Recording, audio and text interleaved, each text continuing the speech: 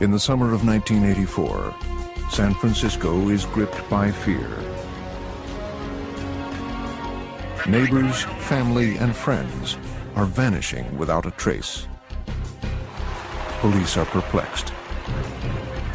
The investigation takes a deadly turn when a killing field is uncovered high in the California mountains. As the body count climbs, the evidence points to an elusive killer. To bring this murderer to justice, a small-town prosecutor must take a long, dark journey into the mind of a serial killer. On the morning of October 26, 1998, the longest and most expensive criminal trial in California history got underway. With an investigation spanning 13 years and a case file weighing over 2 tons, the burden of prosecuting one of California's most notorious killers would fall on Peter Smith, the district attorney of Calaveras County. A prosecutor's job is to seek justice. I think many people look at prosecutors and think their job is to convict and put people in jail or prison, and that's part of the job too. But it really is our responsibility to make sure the justice system, particularly the criminal justice system, is carried out fairly to the point where justice is always sought.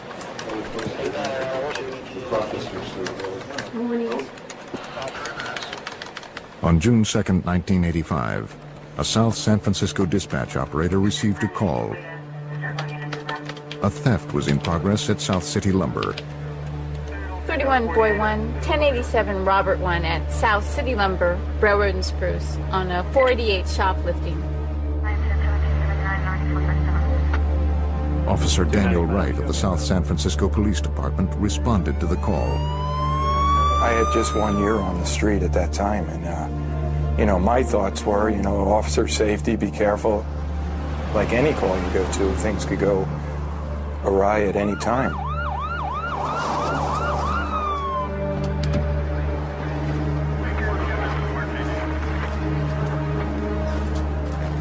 A witness told Wright he had seen an Asian male stealing a $75 table vise. He said the thief, when confronted, tossed the vise into the trunk of a brown Honda and fled on foot. Inside the Honda, Wright spotted a suspicious-looking case. I opened up the case and found a .22 Ruger with a cylinder-shaped object that was probably 6 to 9 inches long. And through my training, I observed it to be a silencer. The gun was illegally modified. As Wright took a closer look, an agitated man burst from the store. Calm down. He told the officer he paid for the vise his friend had taken. Wright's supervisor, Sergeant Paul Zemer, arrived on the scene. The gun in the Honda made both officers suspicious. The car was impounded. At that time, we told him that he was going to be going down to the station to give a statement about the weapon. And he was handcuffed and placed into Officer Zemer's vehicle and brought to our station. On the way to the station, the man told Zemer the shoplifter's name was Charles Ng. Dispatch, I got an ID on that Asian male subject. The officer used his radio to request a background check on Ng. November Golf. They got a hit. Ng was a former Marine, born in Hong Kong. He'd been convicted in military court for stealing automatic weapons from a military base in Hawaii. He had once escaped from a military prison. At the South San Francisco police station, the subject was placed in a secure holding room. He told the officer his name was Leonard Lake. He said he was a fugitive from justice and offered to make a statement. But first, he wanted a piece of paper, a pencil, and a glass of water. Write your statement. I'll be back in a few minutes. Zemer left the room to summon Gary Hopper, the on-call detective that Sunday. When they returned, Lake was on the floor, convulsing wildly. Detective Hopper called the paramedics. He was flopping around on the floor. It was very violent, like a fish flapping out of water, uncontrollable. We had no idea what was happening at the time, whether it was like an epileptic seizure or just what was going on. Detective Hopper called the paramedics. Once the paramedics got him to the emergency hospital, we found out a little later that they were finding no activity at all in his brain, that he was apparently brain dead. An autopsy later revealed that Lake had ingested capsules containing cyanide. The doctor told me and the lab technicians told me that it took about 20 to 25 minutes for the gel cap to dissolve before the cyanide actually hit his system, and that would probably coincide fairly well with the amount of time between he was at the lumber yard and brought to the police station. Rather than writing a statement, Lake had written a note to a woman named Lynn. The note read, "Dear Lynn, I love you. I forgive you. Freedom is better than all else. I'm sorry, Mom, Patty, and all. I'm sorry for all the trouble. Love, Leonard." Police were perplexed. Why had the suspect taken his own life? Whatever secrets Leonard Lake held, he took to the grave. The answer might lie with Lake's companion, Charles Ng. Police issued a warrant for Ng's arrest for shoplifting. Then they processed the car Lake had been driving. When they ran the serial number on the Honda's engine block, investigators discovered that the car belonged to Paul Cosner. Cosner, a Bay Area resident, had been missing for 7 months. Hello? Detective Irene Brunn of the San Francisco Police Department investigated Cosner's disappearance. Cosner's sister had reported him missing months earlier. I'll be in a half hour. And she was quite distraught. Her brother had disappeared. He had had a date that evening with his girlfriend for dinner, who also lived in the same apartment building where he lived. He failed to show up for that dinner date, and in speaking to the girlfriend, Paul was going to show a car that he was selling through an advertisement in the paper. Cosner was only one of many strange cases involving missing persons in the Bay Area. Detective Brunn was also investigating the disappearance of an entire family. On July 25, 1984, San Francisco police responded to a frantic call for help. Harvey Dubbs, his wife, and their 16-month-old son Sean hadn't been seen for several days. Police had to climb through a window to gain access to the Dubbs apartment. San Francisco Police Department, anybody on the premises? The Dubbs family had indeed disappeared, and the signs of a struggle were apparent. Days earlier, Harvey Dubbs had placed an ad in the newspaper to rent out his video equipment. That equipment was now missing. Missing person cases usually fit a certain profile. They often involve teenage runaways or people who disappear without telling anyone, only to return a few days later. In the case of the Dubbs, it was clear the family hadn't left voluntarily. Detective Brunn feared they would never return. In the house, there were things that were unusual and out of order. The baby's room was out of order. Deborah's medication was left at home, and it was something she had to take every day. So there were a lot of things that were just didn't look right. They left their cats locked in the house unattended, and they wouldn't have done that. It is unusual for people like Paul Cosner or the Dubbs family to simply vanish without a trace. Leads, both cases had gone cold. To be realistic, we get 500 a month. We had one family disappeared July 25th. Now we're up to November 2nd. So because of the caseload, you know, you're not trying to pin cases together. The only similarity was a newspaper ad. Based on the discovery of Paul Cosner's brown Honda, Brunn and her partner reopened his case and searched the vehicle for clues. They found a driver's license belonging to a man named Scott Stately. They found a stun gun and several unspent bullets on the floor of the car. A recent electric bill addressed to an unknown woman named Clara Lynn Balaz was found under the passenger seat. And in the roof of the car, investigators found a single bullet hole. Can you see that from up there, partner? The trajectory of the bullet indicated the shot was fired from the back seat.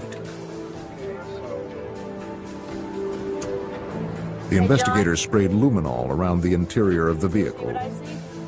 Luminol reacts with proteins in blood, making even traces of blood fluoresce.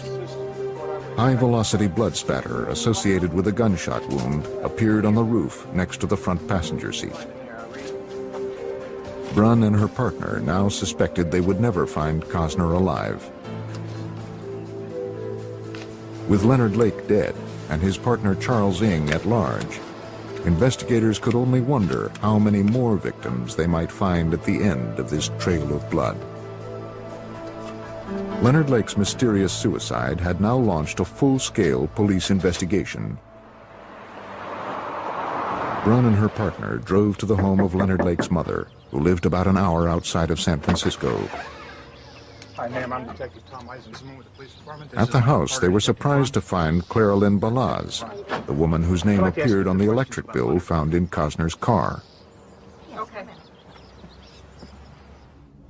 Clara Lynn Balaz was Lake's ex-wife. They had been married for 3 years, but divorced a year earlier. It's been a long drive up. Detectives suspected she might be the woman Lake addressed in his suicide note. They asked Balaz how an electric bill in her name wound up in Paul Cosner's car. Balaz explained the address on the bill was for a cabin her family owned in Calaveras County in Northern California.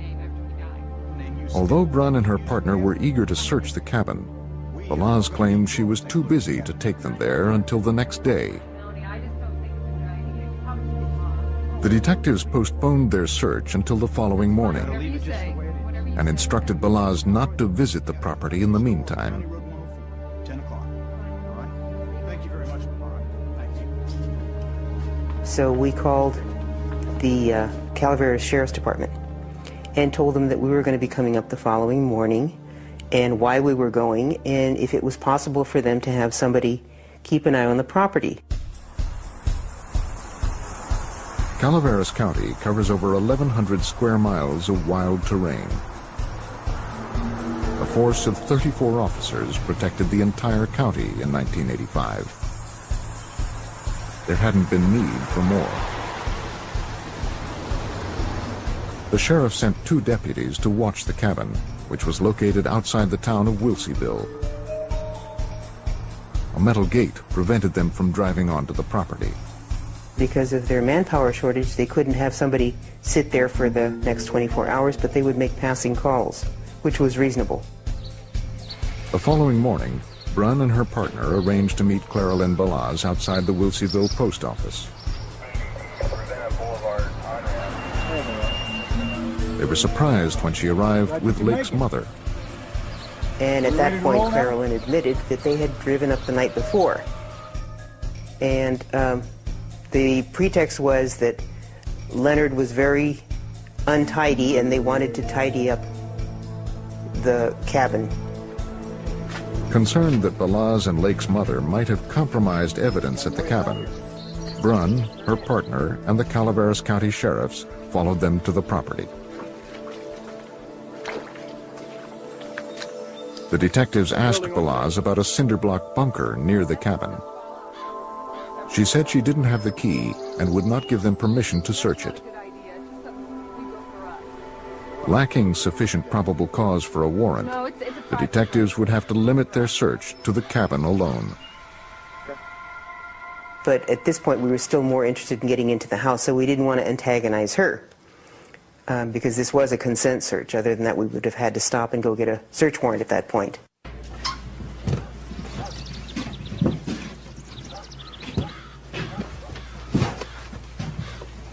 While her partner questioned Balaz, Detective Brunn searched the house. I came up last night just for a few minutes. She noticed something odd about the bed.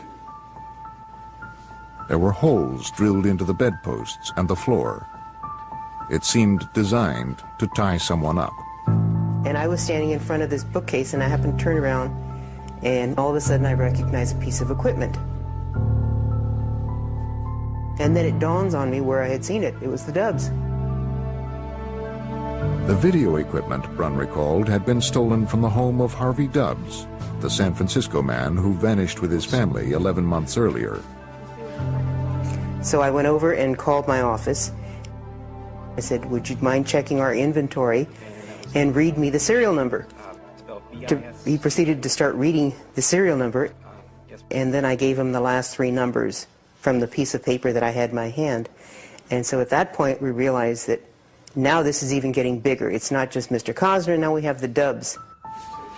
And at that point, Clara Lynn got very nervous and said, you've been here long enough, I want you to leave.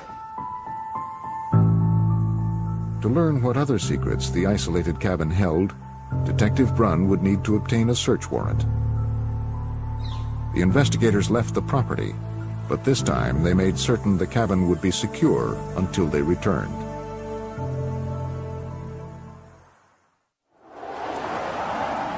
As investigators conducted a search of Leonard Lake's cabin in Calaveras County, they had discovered video equipment that belonged to a family who had been missing for nearly a year. This gave them sufficient probable cause to petition the judge for a warrant. Ron McFall led the investigation for the Calaveras County Sheriff's Office. We did get one that day, and later that afternoon we went back to the residence to conduct a search of the residence and the property and what looked like a tool shed at first. The tool shed was a cinder block structure that bordered the driveway. Clara Lynn Balaz referred to it as a fallout shelter. Got it. Good, good. Leonard Lake had been a survivalist, and this was his fortress against nuclear holocaust.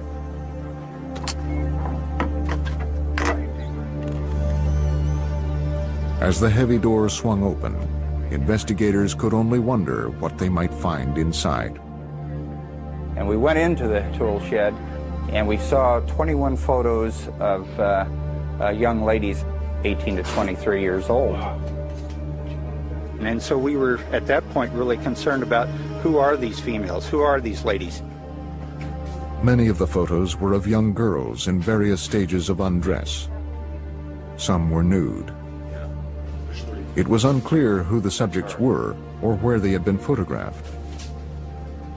Everyone feared the pictures might be trophies, such as those serial killers often keep of their victims. They also found a journal written by Leonard Lake. In it, he wrote of The Collector, a novel about a butterfly collector who captures his ultimate prize, a young girl named Miranda. In his journal, Lake writes, "The Collector. Has it really been near 20 years I've carried this fantasy? And Miranda, how fitting, my lovely little prisoner of the future." In other entries, Lake referred to a series of operations under the heading of the Miranda Project. The investigators could only speculate as to what this meant, but it seemed ominous. Come here, Ron. Okay. And you'll see where there's some what appears to be... 100 yards from the bunker, Ron McFall and the other investigators noticed the ground had been scarred by a series of several fires. We noticed at that point approximately 7 different burn sites on the property. We decided to look at the burn sites a little further, and we found what we thought may be bone fragments, but we really weren't sure. If the piles of ash did contain human bone fragments, someone had attempted to conceal an unspeakable horror. Now desperate for answers, investigators ran the license plates of a truck parked near the cabin. It belonged to Lonnie Bond, Lake's neighbor. Hello, anybody in the house? Lonnie Bond lived with his wife and 18-month-old son in a house about 50 yards from Lake's cabin. Anybody home? Officers walked next door to speak with Bond. Hello? Anybody here? Anybody home? The smell of decayed food thickened the air. The house appeared to have been empty for some time, perhaps months. Although it seemed the occupants departed abruptly, there was no sign of foul play. Another vehicle found on Lake's property belonged to Robin Scott Stapley. Stapley had been missing for some time, and his driver's license was found in Paul Cosner's car. Leonard Lake had used Scott Stapley's driver's license because they were both big fellas, and he had been trying to pass himself off as Scott Stapley. So we're contacting Southern California to see, where is Scott Stapley? And it turns out that he had been living at the cabin next door, and no one has seen them either. Investigators intensified their search. Cadaver dogs, known for their acute sense of smell, were brought in to help. Authorities now suspected that 8 missing people from Northern California were linked to the cabin. If they had been murdered, as police feared, perhaps their bodies were buried on the property. Hey, Rick, come here. One of the dogs recovered a piece of bone. The deputies working the scene knew immediately that this was not an animal bone.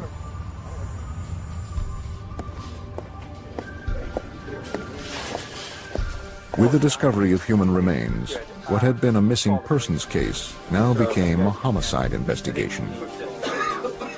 Investigators declared Leonard Lake's property a crime scene and assembled a task force to process the cabin and surrounding property. We're going to just brief you a little bit about what's happening. Due to the expanding scope of the case, the Calaveras County Sheriff's Office called in additional help. Specialists from the San Francisco Police Department and the California Department of Justice arrived to help with the investigation.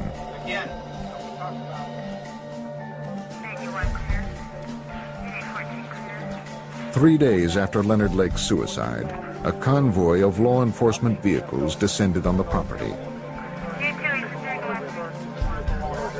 Now that this was a murder investigation, police knew that all material recovered from the site could become vital to the eventual prosecution of the case.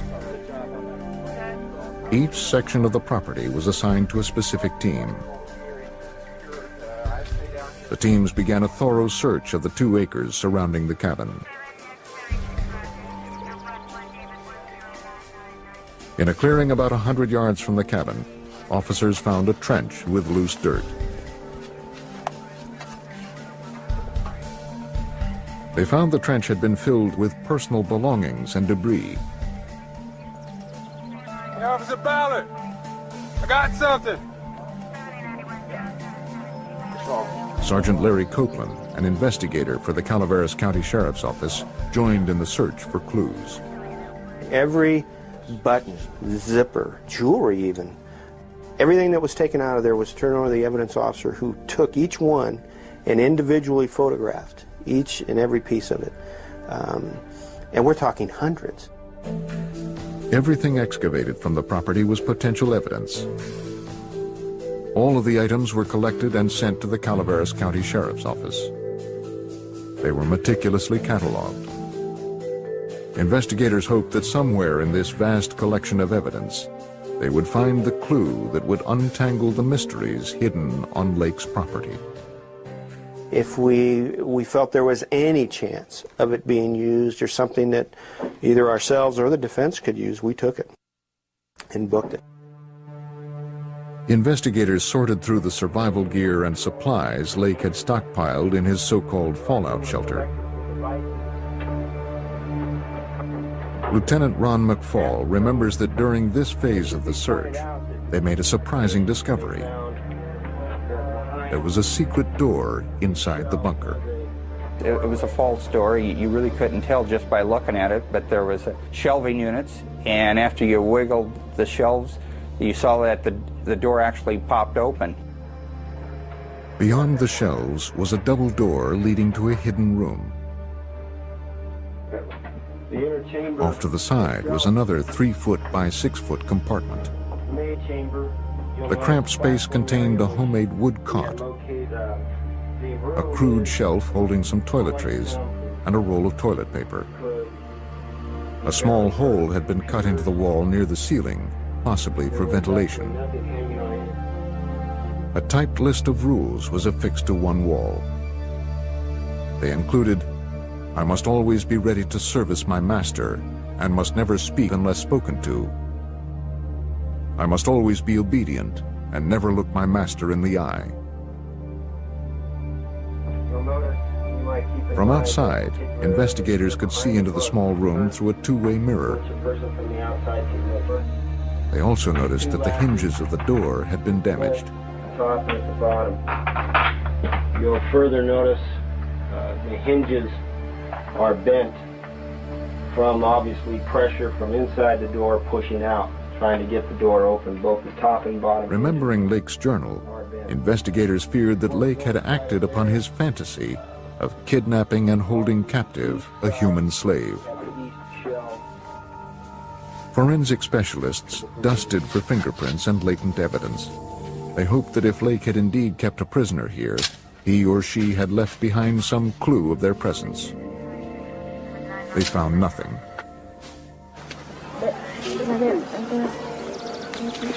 As the search of the property outside the bunker continued, an investigator noticed some loose soil next to the driveway. There, they found a 5-gallon plastic paint container.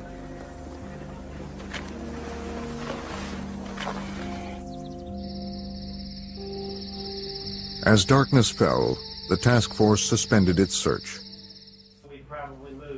Inside the cabin, the investigators viewed one of the videotapes they had found buried in the plastic container. They could hardly believe what they were seeing. This case was becoming more frightening with each piece of evidence they uncovered. But nothing could prepare them for what lay ahead. After 2 days of searching Leonard Lake's cabin, investigators feared more than 8 people had been killed and possibly buried on the property. On the second night, the task force moved inside the cabin to view the videotape found buried in a plastic container. The tape depicted 2 women suffering extreme verbal and psychological abuse at the hands of Leonard Lake and his accomplice, who demanded sexual submission under the threat of violence. We also observed an Asian male on the tape, and he had a knife in his hand, and he was cutting the clothing. This would be the blouse, the top, as well as the bra strap, removing clothes from the female. The Asian male was identified as Charles Ng, the shoplifter Leonard Lake had identified just prior to his suicide. The Homicide Division of the San Francisco Police Department launched a full-scale manhunt for Charles Ng. Investigators started with a search of Ng's San Francisco apartment. They collected some video equipment and a number of videotapes. Everything was tagged as evidence and sent for analysis. San Francisco homicide detective Ed Erdelatz led a task force that investigated the year-old disappearance of the Dubs family. The equipment Lake and Ng had used to videotape their captives had once belonged to Harvey Dubs. Investigators had obtained his California driver's license photo and had made up a photo collage, shown it to neighbors, and identified him as one of the people coming out of the Dubs home. One of the Dubs' neighbors told investigators that the night before the family was reported missing, she saw 2 men leaving their residence. One of the men was carrying a duffel bag. It was dark, but she said she could identify him. The eyewitness's critical identification of Charles Ng gave investigators probable cause to issue an arrest warrant. Well, I told him he Clara Lynn Balaz, Leonard Lake's ex-wife, was questioned about her ex-husband's association with Charles Ng. She agreed to talk, but only after her attorney convinced the district attorney's office to grant her immunity from prosecution. Balaz claimed she didn't know anything about the murders. She did tell them that after the shoplifting incident, Ng walked to her house. What kind of trouble are you in? The two drove back to the lumberyard to see if Lake was all right. Well, When they saw him talking to the police, they returned to her house. There they waited, expecting a call from Lake, who was now in police custody. When he didn't call, Clara Lynn drove Ng to his apartment. Ng told Clara Lynn he had to get out of town.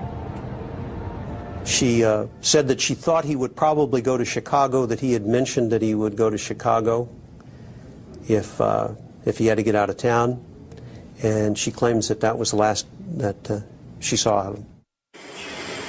Because Ng was wanted for murder, and there was reason to believe he had fled the state, the California investigators asked for assistance from the FBI. In response, the Bureau launched a massive manhunt for Charles Ng. At San Francisco International Airport, agents learned that a passenger fitting Ng's description had boarded a plane to Chicago, traveling under the name Mike Kimoto. In Chicago, agents worked to track Ng's movements. They started with an extensive background check. Investigators learned that Charles Ng was born in Hong Kong and entered the United States on a student visa in 1979. He enlisted in the Marine Corps, but was eventually arrested for stealing weapons. He escaped from prison, and on the advice of a friend, hid out with Leonard Lake and his wife Clara Lynn.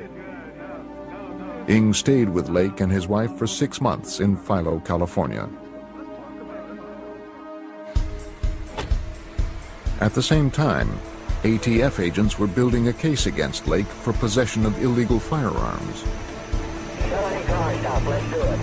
In the spring of 1981, they arrested both Lake and Ng. Lake skipped bail and began his life as a fugitive. Ng was sent back to prison to serve the remainder of his original sentence. Ng was released from prison in 1984 and immediately came back to the San Francisco Bay Area, was picked up at the airport by Clara Lynn Balaz, and rejoined his buddy Leonard Lake. Charles Ng was an experienced fugitive with a wide network of friends who could help him. To develop more leads, the FBI placed Ng on their 10 most wanted list. For the time being, agents focused on Ng's friends and acquaintances in the Chicago area. As the investigation into Charles Ng expanded, the body count in Calaveras County continued to climb. Not far from Lake's cabin, investigators unearthed 2 intact bodies wrapped in sleeping bags. Calaveras County Coroner Terry Parker was on the scene. They were mostly skeletal remains that were wrapped. You couldn't really make out if they were men or women because of the time that the bodies had been there. Due to the deterioration of the bodies, Parker could make only a cursory examination at the site. It appeared both victims had been gagged and handcuffed. He asked for help from the San Francisco medical examiner. San Francisco has a very good forensic department, and he was more than happy to come up and assist us. We removed the bodies and transported them to his office for the forensic work where that was done. At autopsy, the San Francisco medical examiner determined both victims were males and that they had been shot to death. Using dental records, he identified the men as Lake's neighbors, Lonnie Bond and Scott Stapley. In Chicago, the FBI got their first lead. You know why we've arrested you today? They learned that after serving time on the weapons charge, Ng had kept in touch with his former cellmate. A man described how he had driven Ng first to Detroit, then to the border town of Chatham. There, he said, they split up. A witness came forward and told agents that he had seen Ng board a bus in Chatham, bound for Toronto. Agents were aware that Ng's sister lived there. The FBI deployed a surveillance team at her apartment house, but the fugitive never showed. After days of following Ng, the trail grew cold. A suspected serial killer was now roaming free in Canada. As word of the multiple murders spread, the news media descended on the property in Calaveras County. Don Lasseter is a true crime author who wrote a book on the Charles Ng case. And of course the media, when they first heard of this, rushed to the site, and daily the media coverage grew, and it got coverage all over California, and soon all over the United States, and certainly even in Canada. All right. Okay, Ron. The investigators agreed to let the media on the property. They showed them the site and allowed them to videotape some of the evidence they had collected. Up until this point, we've really relied on our imaginations to visualize this story. But today we have pictures that will probably leave many people with an everlasting image of the horror that occurred at the end of this road. These are some of the bone fragments that have been found, and investigators say there are countless fragments just like those scattered over 1/3 of an acre here. The California Conservation Corps has been recruited to pick up the bones. Most of them worked on their hands and knees, raking the ground with their fingers. Investigators came up with 10 pounds of bones. The local coroner says 5 bodies have been found here so far. The Calaveras County Sheriff once told me, though, he believes there are as many as 20 victims, though, buried on the property. Investigators were counting on the media exposure to help identify the 21 women depicted in the photographs tacked to the wall of Lake's bunker. We certainly want to know the circumstances of the photos, when they were taken. We're interested in knowing anything we can about Mr. Lake and Mr. Ng. A telephone hotline was set up by the Calaveras Sheriff's Department, and calls soon began pouring in. Detectives believed Leonard Lake and Charles Ng crossed paths with as many as 25 people who were later reported missing. Property in Calaveras County. Working under San Francisco investigator Ed Erdelatz, the task force tried to piece together any leads that would locate Ng or help identify the growing list of victims. Anybody that had anything to do with either Lake or Ng, we attempted to identify and find out if they were still alive, and if they were, what their relationship was. And it was through that process that we began to identify different victims. Members of the task force were sent around with photos of personal belongings found on the property in an effort to identify anyone who had been at the cabin. Relatives and friends of the missing realized their loved ones might be among the dead. There was the Dubs family from San Francisco, who placed an ad in the newspaper to rent their video equipment and were never heard from again.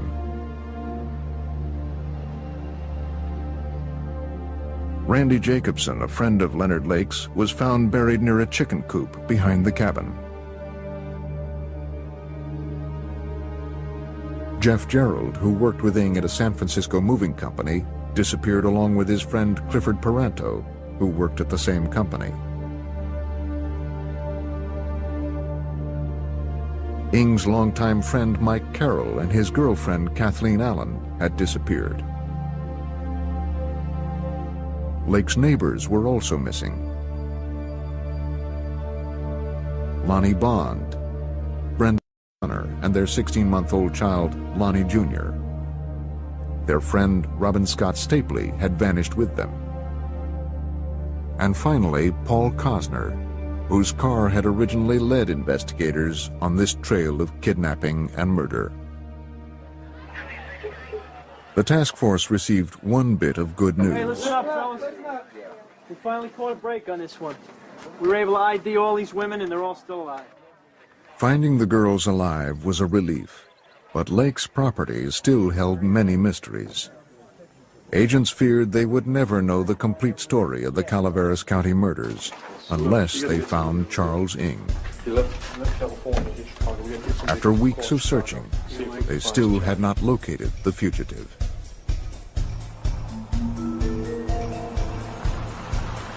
Then on July 6, 1985, a boy riding his bicycle in a Canadian park spotted the perfect place for a play fort. He was surprised to see a man living there. He went to the police and told them he had found a campsite and had seen a man who looked like Charles Ng. The boy recognized him from wanted posters.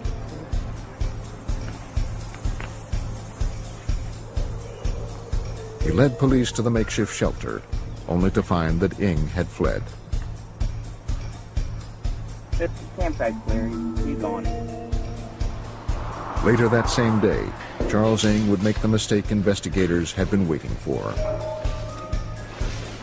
Ironically, it was the same mistake that started the police investigation a month earlier. Call the police now. Check them. Okay. A security guard confronted a young Asian male as he slipped stolen merchandise into his knapsack in a Calgary department store.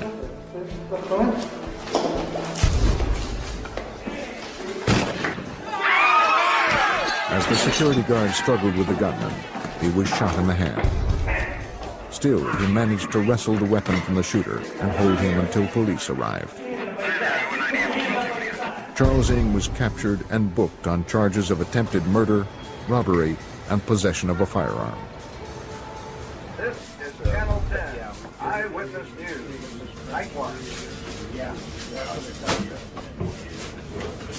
Good evening, Poppy Night Watch.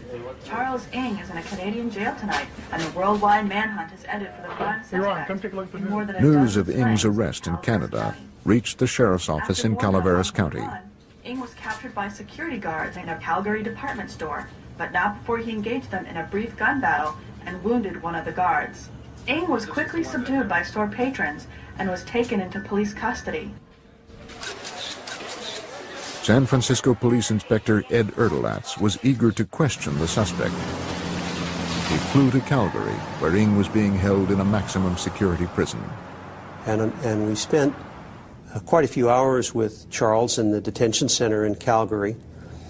And although he did talk with us, most of his responses were 1- and 2-word answers, very little dialogue, and primarily denial. We could have gone into a lot of things had he been willing to talk to us about those things, but that didn't occur. The murders, Ng claimed, were all the work of Leonard Lake. When pressed, Ng did admit to Erdelatz that he had helped Lake dispose of the bodies of Lonnie Bond and Scott Stapley the day after they were murdered. In Calaveras County, the district attorney's office indicted Ng on 12 counts of first-degree murder, making it possible for the prosecution to seek the death penalty. But Ng's flight to Canada had created a significant obstacle. District Attorney Pete Smith explains.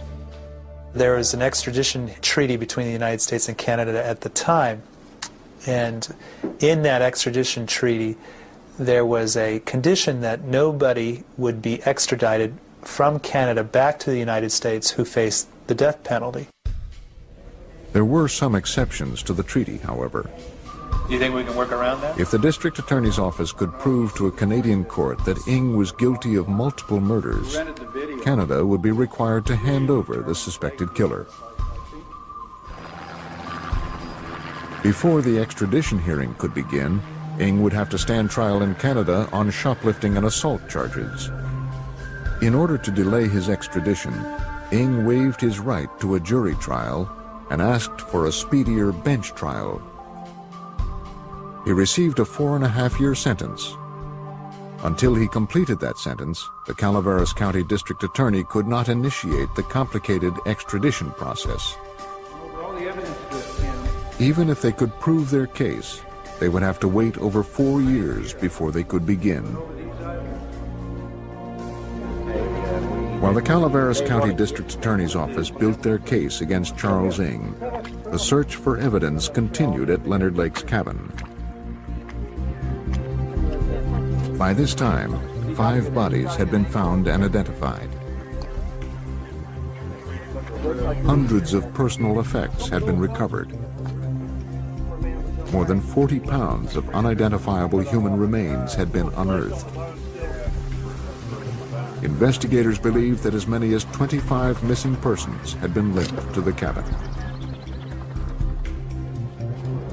As the evidence against Ng continued to grow, he used his time in a Canadian prison to try to fend off any attempts at extradition.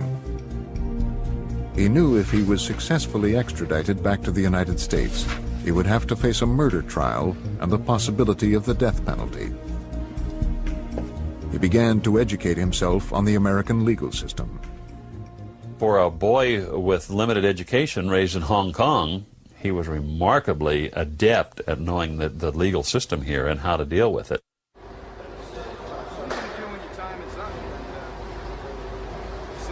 A guard reported to the prison warden he overheard Ng say to a fellow inmate, "If you want to delay the system, you just have to fire your lawyers." On October 17, 1988, the extradition hearings finally began.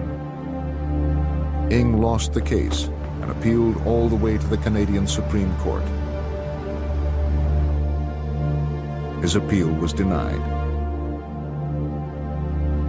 Within the same day, Charles Ng was placed on an airplane in Canada and flown back to California.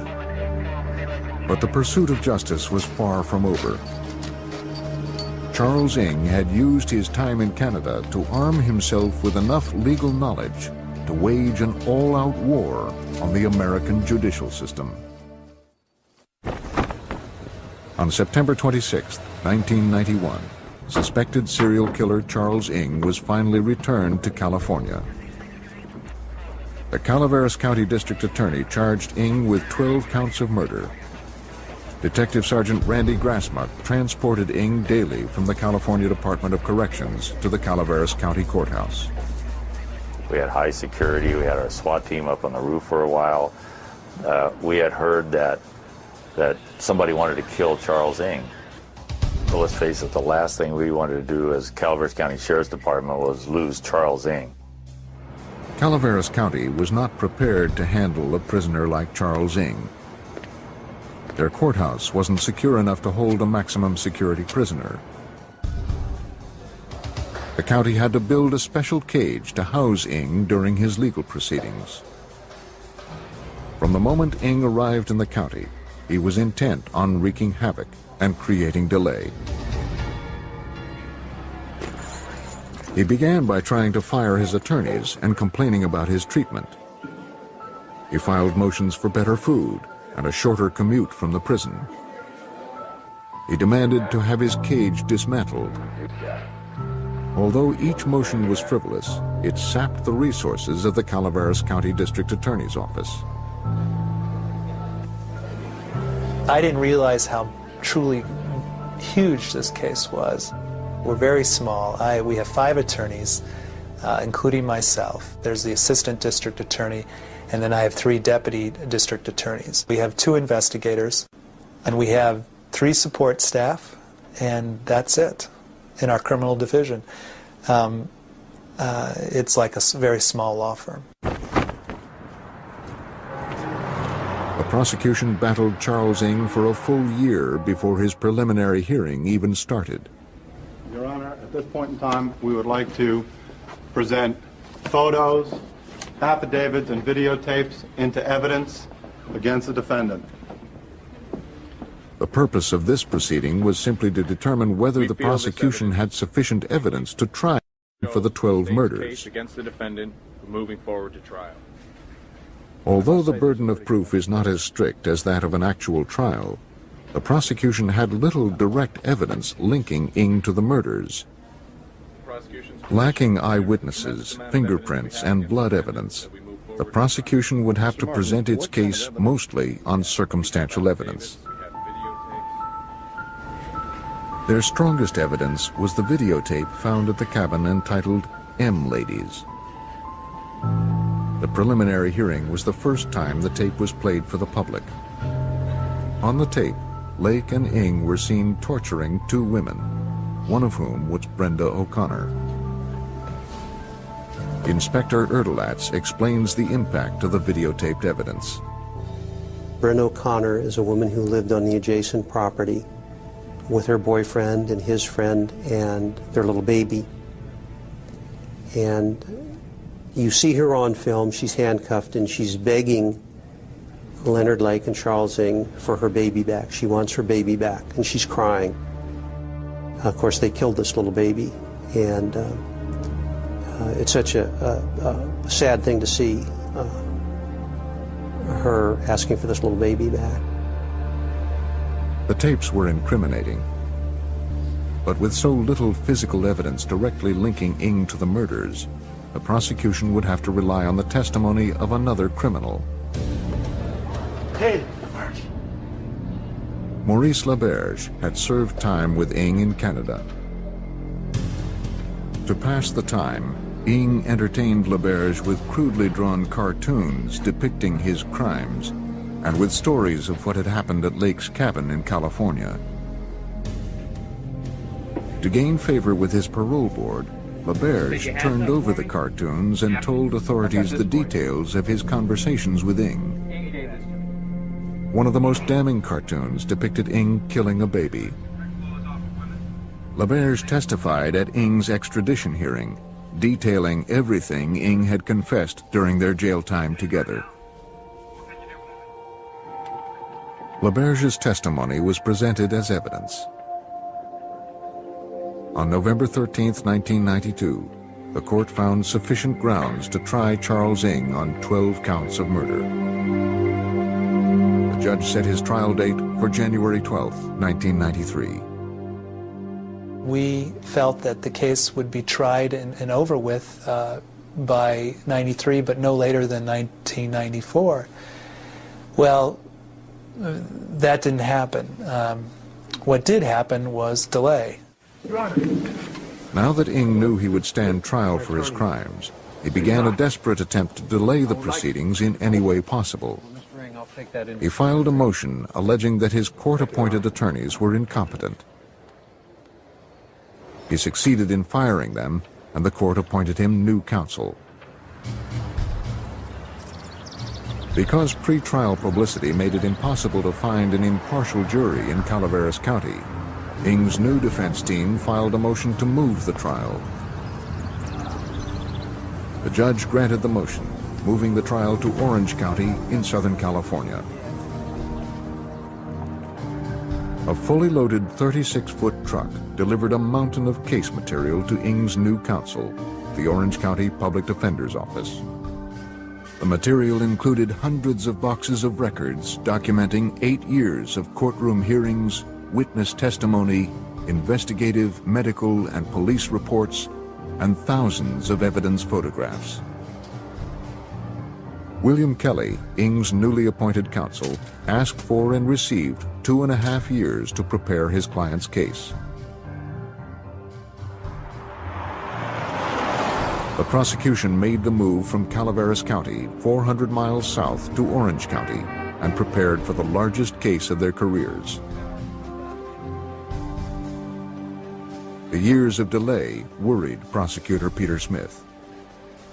As you know, in any case, memories fade, witnesses die, things of that nature, and so when you tack on 6 years to the life of a criminal case, that's a long time to delay a case from going to trial.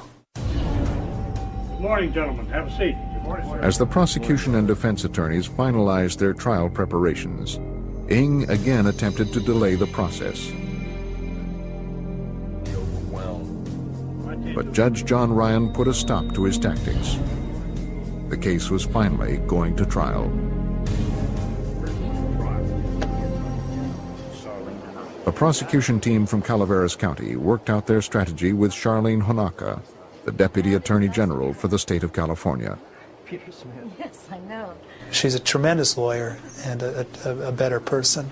She was, in essence, the heart and soul for this case and for the prosecution. As prosecutors prepared to begin jury selection, the team suffered a devastating setback. Maurice LeBerge was killed in a car accident while on parole. He was the only person to whom Ng had confessed his crimes. The prosecution had just lost its key witness. 13 years had passed since investigators began finding bodies at a mountain cabin in Calaveras County, California. Although they eventually linked 25 missing people to Lake's property, they only had enough evidence to charge Charles Ng with 12 counts of murder. Ng had managed to delay his trial for more than a decade, but could delay no longer. The murder trial of Charles Ng was finally about to begin. The accused serial killer's fate would now rest with a jury of his peers. Peter Smith's job was to select that jury. Because the case was going to take so long, we had to time qualify jurors. We had to bring in over 2,000 people from Orange County to ask them basically, can you commit to the time it'll take to try this case? While counsel was in the midst of qualifying the jurors, Ng grew agitated. Please restrain yourself. Shouting obscenities, he tried to halt the proceedings, telling the judge that he did not want a trial. Judge Ryan ordered Ng to wear an electric stun belt for the duration of the trial. The bailiff could trigger the device by remote control if he became violent again. Attorneys from the prosecution and the defense took a month to choose a jury of 8 women and 4 men, along with 6 alternates. To protect their identities, each member of the jury was assigned a number. On Monday, October 26, 1998, the trial began with opening statements. For both the prosecution and the defense, opening statements serve as an outline telling the jury what they are trying to prove and how they intend to prove it. With the years of waiting over, Charlene Honaka rose to make the opening statement for the prosecution. What the evidence in this case is going to show is that this defendant, with Leonard Lake, planned and committed the 12 charged murders in this case. This is a chart which lists the 12 counts. The evidence will show that between a time frame from July 1984 until 1985, these 12 victims disappeared from the face of the earth. And this trial will tell you the story of what happened to them. Honaka described the property in Calaveras County as a killing field and a mass graveyard. Direct evidence connecting this defendant. She then told the jury about the M Ladies tape found buried near the cabin and how they depicted a partially nude Ng demanding massages from Kathleen Allen and cutting the clothes off of Brenda O'Connor. We're going to play for you 2 segments from that videotape as a means of demonstrating the evidence and in helping you understand. The videotape was the centerpiece of the prosecution's case. It showed the jury exactly who Charles Ng was, a man who not only tortured women, but who recorded his acts on videotape so he could relive them again and again. The videotape's dramatic. It is the most incriminating piece of evidence I've ever used in a case. It is also the most emotional piece of evidence I've ever used in a case. You can sense the terror and the the fear those two victims had when they realized the situation they were in.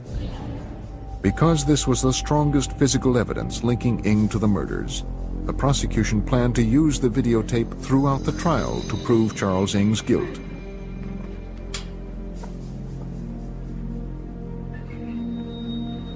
William Kelly, Ng's court-appointed attorney, scarcely mentioned the defendant in much of his opening statement. His strategy was to shift the focus of the accusations from his client, Charles Ng, to the late Leonard Lake. The defense in this case is really simple. That is, Leonard Lake had a motive for murder. Leonard Lake also had a plan for murder. Kelly asserted that Lake's plan for murder was outlined in his diary under the heading The Miranda Project. He then read the jury excerpts from Leonard Lake's journal. Kelly suggested that Lake's conspirator was not Ng, but Claralyn Balaz, Lake's ex-wife. He asserted that she knew about the Miranda Project and even recruited potential victims.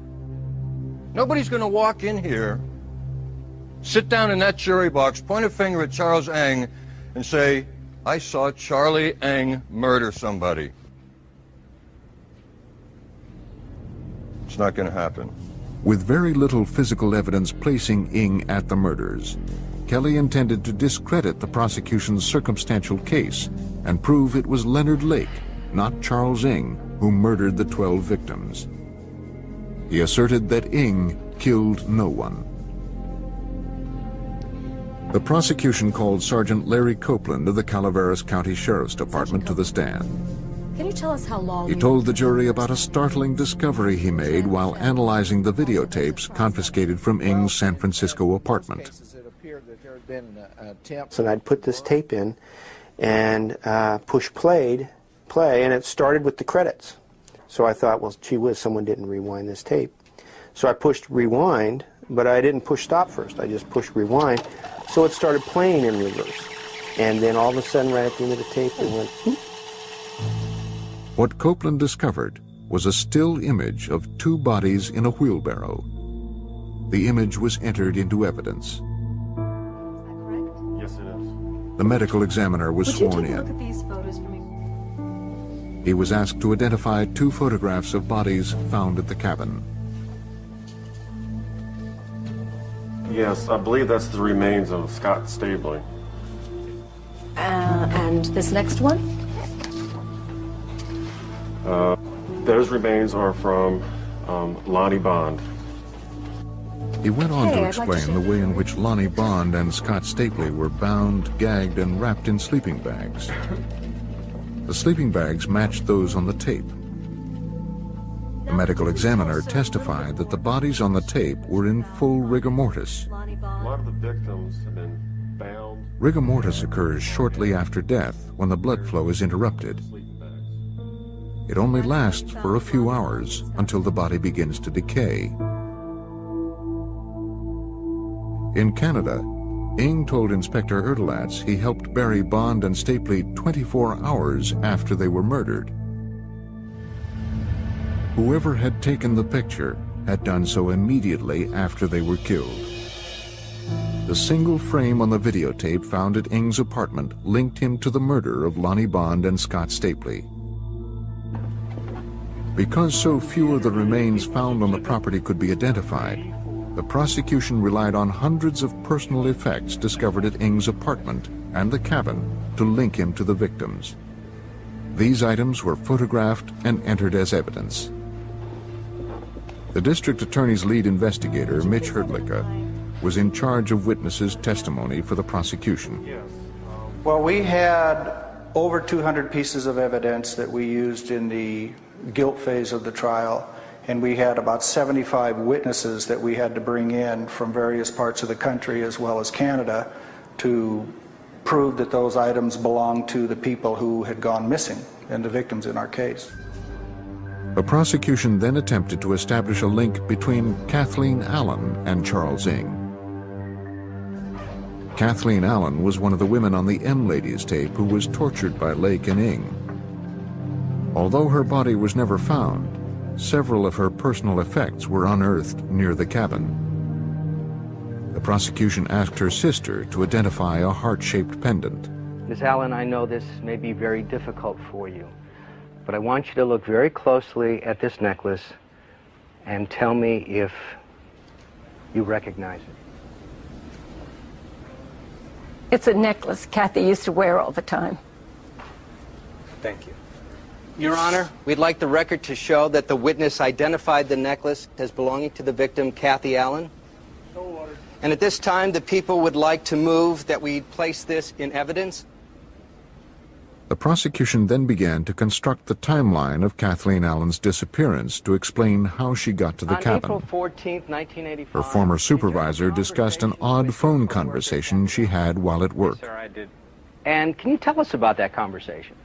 Yes. She said she got a call, and she said she wanted to join her boyfriend because he got a gunshot wound. Kathleen Allen worked at a grocery store in Milpitas, California.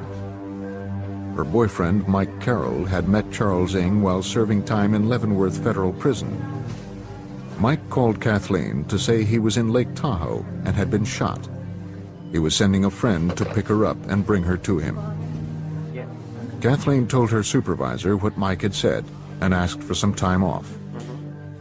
And what happened after that? A man came by to pick her up. In a what? In a brown or bronze Honda, I think. Did you have an opportunity to see the driver? A little, yes. Can you tell us what he looked like? He was in his 40s, bald, dark hair, and he had a beard. That's all I remember. The prosecution then showed the jury Kathleen Allen's videotaped ordeal. John Crawford investigated her disappearance. The videotape picks up from there and shows that Kathy is brought into the residence, into the living room of the residence in Wilseyville. She is handcuffed and she is seated in a chair. Kathy was told, if you don't agree with us right now, we're going to take you into the bedroom, tie you to the bed, rape you, take you outside and put a bullet in your head and bury you in the same place we buried Mike, who was her boyfriend, Mike Carroll. Did you ever hear from her again? Kathleen was never seen or heard from again. Her manager later received a typewritten letter saying she had gotten a job in Lake Tahoe and didn't intend to return. The letter was dated May 6th, 3 weeks after she left the grocery store.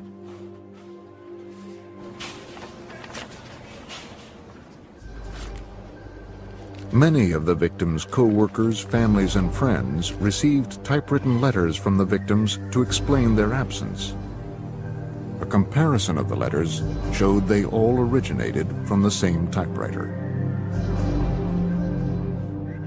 An Olympia typewriter found in the cabin was analyzed by forensic document examiners. They concluded that it was the one on which the letters were written. The prosecution entered the typewriter into evidence. The prosecution next tried to prove that Charles Ng was responsible for the abduction and murder of the Dubs family. Miss Tuck, you told us that your last contact with Deborah Dubs was... They called Karen Tuck, who was asked to testify about the last time she spoke with her friend Deborah Dubs on the telephone. Well, Deb was expecting someone to come over to talk to Harvey or see his video equipment. And then the doorbell rang, or someone knocked, and we terminated the conversation. So someone came to her door while you were in the phone conversation with her? Right. Hi. Hi, we're here about the video equipment. Yeah. Harvey Dubs, a part-time wedding photographer, had placed an ad in a newspaper offering to rent his video equipment. He's got a heavy-duty coax cable, too. Karen Tuck told the court she tried to call Deborah Dubs the next day, but no one answered the phone. Dubs' family disappeared on July 25th, 1984. Their bodies were never found. Deb was expecting someone to come over. Karen Tuck was the last person to speak with Deborah Dubbs on the day she and her family were abducted from their San Francisco home. He takes really good pictures. After placing an ad in the newspaper to rent some video equipment, Harvey Dubbs, his wife, Deborah, and his son, Sean, had been robbed and taken from their home. The family was never seen again. Detective Irene Brunn found an inventory of Harvey Dubbs' equipment at his home. Harvey was meticulous in keeping records and photographs, and he kept the original receipts from when he purchased them. He had serial numbers, brand names for everything that he had. Boulevard on-ramp. Harvey Dubbs' detailed records enabled investigators to trace his equipment to Leonard Lake's cabin. But some video equipment was also found in Charles Ng's apartment. One of these pieces matched Harvey Dubbs' inventory. The prosecution entered the video equipment into evidence. Since the Dubbs' bodies were never found, the prosecution's strategy was to use overwhelming circumstantial evidence to tie Ng to the missing family. A case is like a puzzle. You have to start putting the pieces together so that the jury can get a clear understanding of what took place. And to prove a case, you have to fit enough pieces of the puzzle together so that a jury believes beyond a reasonable doubt that a particular defendant murdered or committed a crime. And focused our attention on this bunker. Sergeant Larry Copeland was called back to the stand. Well, when we first came on... He testified about the 7 burn sites they had found. He also described the hundreds of bone fragments he found, many of which had been crushed, burned, and scattered around the property. Judging from the size and number of burn sites, investigators suspected Lake and Ng had used fire to dispose of the bodies of many of their victims. The condition of the remains would make it impossible to identify all the victims. No one had witnessed any of these crimes, but the prosecution's next move was to put Ng's confessor on the stand. During his Canadian prison term, Ng told Maurice LaBerge he helped Lake abduct victims and burn their bodies. LaBerge was the prosecution's key witness. His first-person account and the drawings Ng gave him would cement their case. But LaBerge died before the trial began. At the extradition hearing in Canada, LaBerge testified about everything Ng had told him. In a calculated move, the prosecution argued to have the written transcripts of LaBerge's Canadian testimony read into the record. Despite the defense's strong objections, the judge ruled to admit the transcript. Sergeant Raymond Monroe, the Royal Canadian Mounted Police, took the stand and read LaBerge's prior testimony. In the transcript, LaBerge described how Ng gave him the grotesque cartoons and spoke of the crimes he committed, including the videotaped sessions with Kathleen Allen and Brenda O'Connor. Following statement.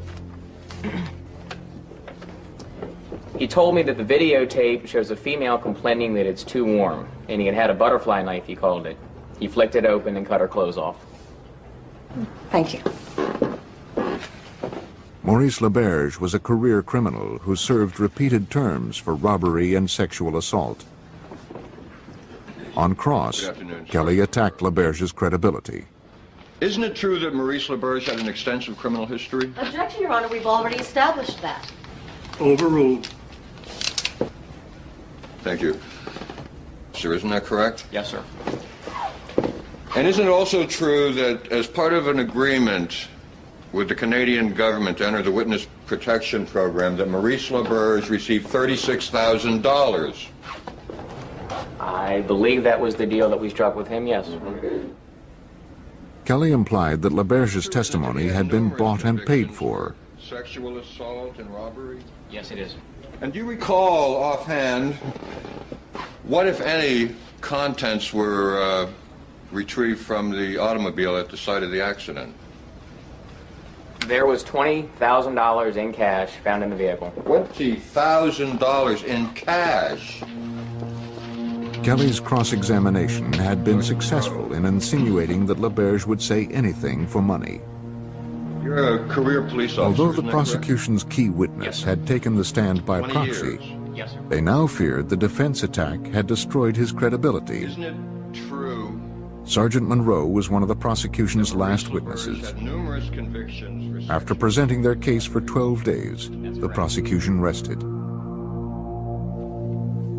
On November 17, 1998, William Kelly began presenting Ng's defense to the jury. He had a relatively simple strategy to prove that Leonard Lake was the real killer and Ng was just a bystander. First, Kelly called a series of women to the stand. Yourself to the jury, please. Each testified as to their bizarre sexual encounters with Leonard Lake. The women spoke of his interest in bondage and taking lurid photographs. One woman had a year-long relationship with Lake and posed for dozens of photos. She explained she left him because of his frightening fantasies involving sex and death. So that would have been 15 years ago? Another woman testified that Lake had threatened to rape her and that he believed in human sacrifice. He had come over with some people that they knew. The testimony painted Lake as the monster and established that none of the witnesses had even met Charles Ng. Thank you. Another witness testified that he had seen Lake verbally abuse Ng, working as sort of his assistant or helper. helping the defense establish that Ng was subservient to Lake. By calling witnesses who had often seen Balaz with Lake at the cabin, the defense attempted to show that Balaz herself was an accomplice to Lake. Kelly also used this testimony to demonstrate that Ng spent little time at Leonard Lake's cabin. The defense's strongest proof that Lake planned to kidnap, torture, and murder his victims was his journal. It was here that Lake outlined the so-called Miranda Project. While the jury was out, Kelly moved to enter an edited version of the journal into evidence. Because the edited version eliminated references to Charles Ng, the judge resisted. I believe the court should eliminate misleading evidence. And this edited diary could do just that, if it is intended to show that Leonard Lake killed all 12 victims without the help of Charles Ng. I believe the diary needs to be excluded. Most of it is just pure junk. But the diary shows that Lake was thinking of the fantasy for 20 years. The jury knows what Lake planned. This edited diary is inadmissible. Kelly's attempt to put Leonard Lake on trial appeared blocked. But he countered the prosecution's strategy with his next witness. In his opening statement, Kelly asserted Claralyn Balaz knew of the Miranda Project and helped Lake recruit women to photograph. Kelly believed she played a far more active role than she admitted and asserted it was Balaz, not Ng, who was Lake's accomplice. The prosecution had not called her as a witness, so as Balaz took the stand, everyone in the courtroom, including the prosecution, wondered what she would say. Then Kelly read the immunity agreement. I'll read it to the jury. This is an immunity agreement between the state of California and Claralyn Balaz. The state of California promises witness transactional immunity for all crimes, including but not limited to murder, conspiracy to commit murder, aiding and abetting murder, theft and received stolen property related to the victims. No questions. In a stunning move, Kelly chose not to question Balaz.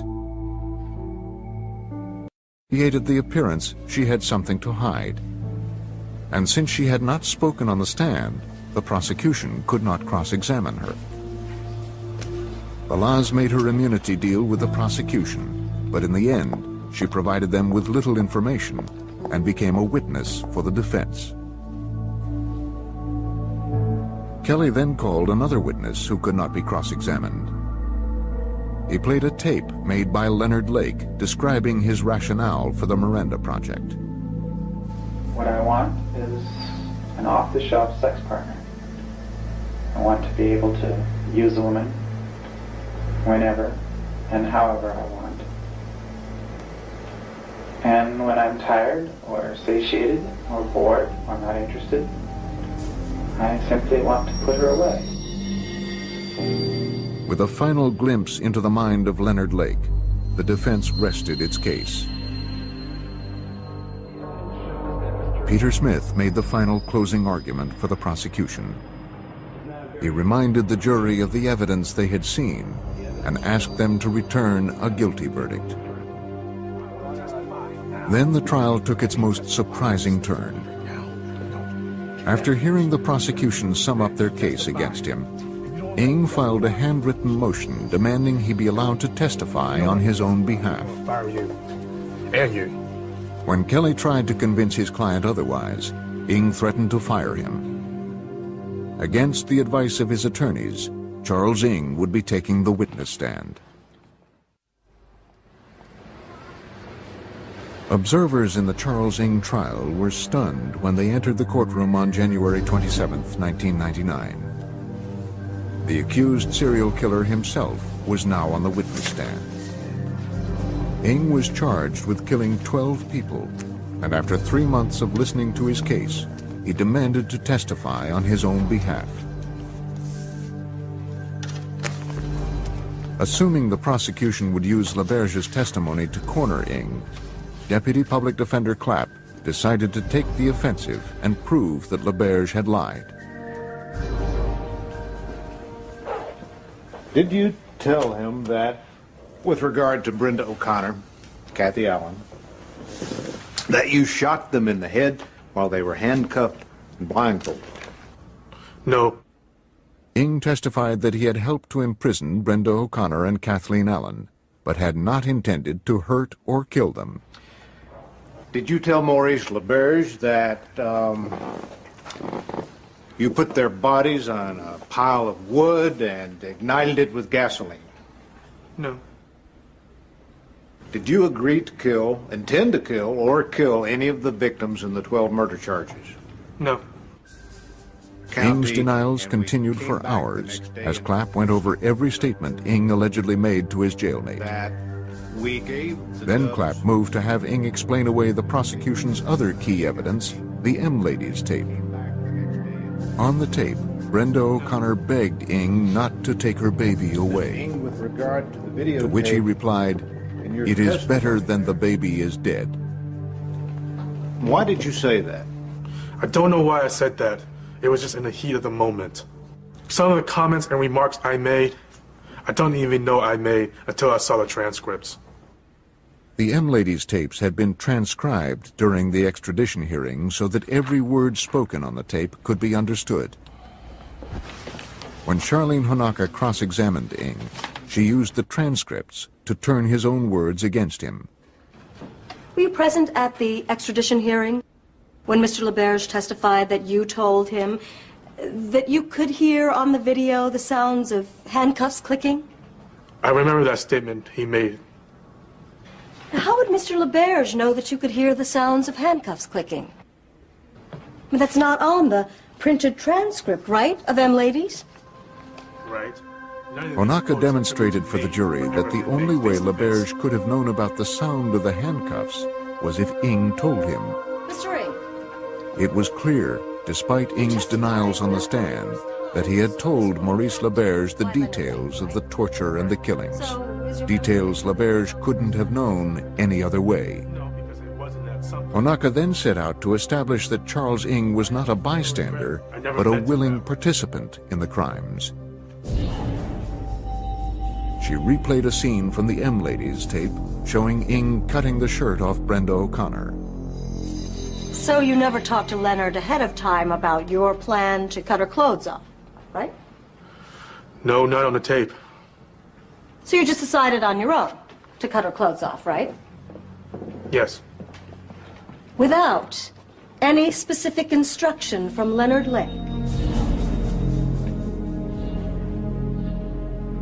Onaka again turned to the videotapes. She played a portion of the tape where Ing tells Leonard Lake that a gun is on the table. You told Leonard at one point that the piece was on the table, right? Yeah, I remember saying something like that. What did you mean by the piece? Oh, just wanted to let him know the gun was on the table in case Kathy might grab the gun and shoot him with it. Well, now, she's handcuffed, right? Yes. And she's got leg manacles on? Yes, I believe so. And there are two of you and one of her, right? Yes. And the reason you told Leonard that the gun was on the table is because you were afraid Kathy might pick it up and shoot him? Something like that. Onaka had shown that Ing was more than a bystander to Leonard Lake's crimes. Thank you. He was an active participant who sometimes even directed Leonard Lake. Because Ing took the stand after the prosecution closed, the judge gave them the opportunity to restate their closing arguments after Ing's testimony. It's never Ing's fault. He always lays the blame on someone else.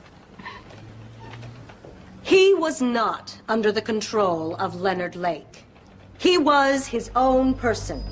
He was making his own independent choices and doing the things he wanted to do.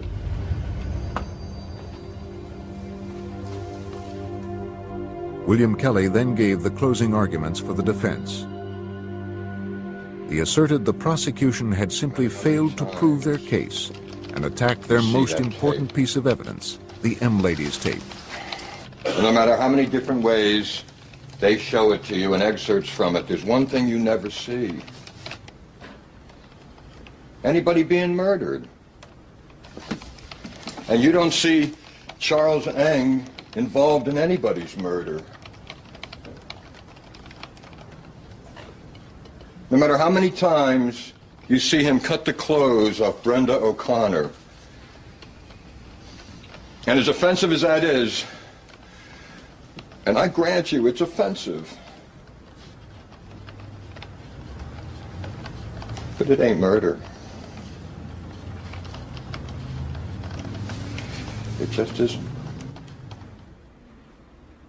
Charles Ing had been charged with the murders of 7 men, 3 women, and 2 babies. His fate was now in the hands of the jury. Anybody who prosecutes cases or tries cases knows there's never a sure thing with a jury. And that's the difficult aspect of being a prosecutor. You have to convince 12 people beyond a reasonable doubt.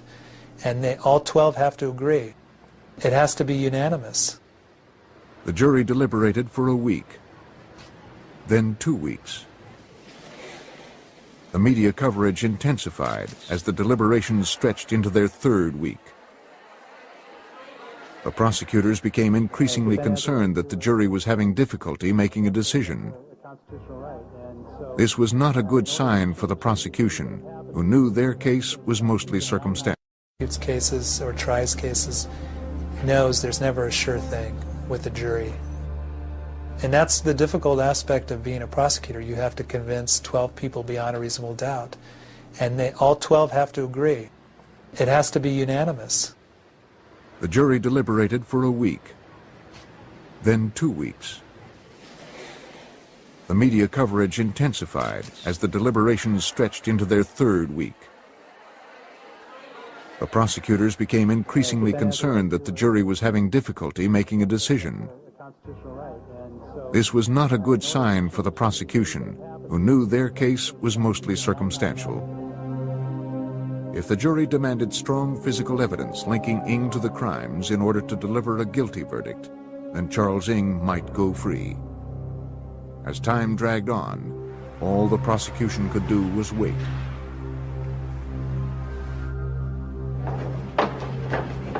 On February 24, 1999, after 3 weeks of waiting, the jury informed the judge they had reached a decision. The prosecutors had called approximately 75 witnesses and presented about 200 pieces of evidence to prove the charges against Charles Ng. All that evidence was now in the hands of the jury.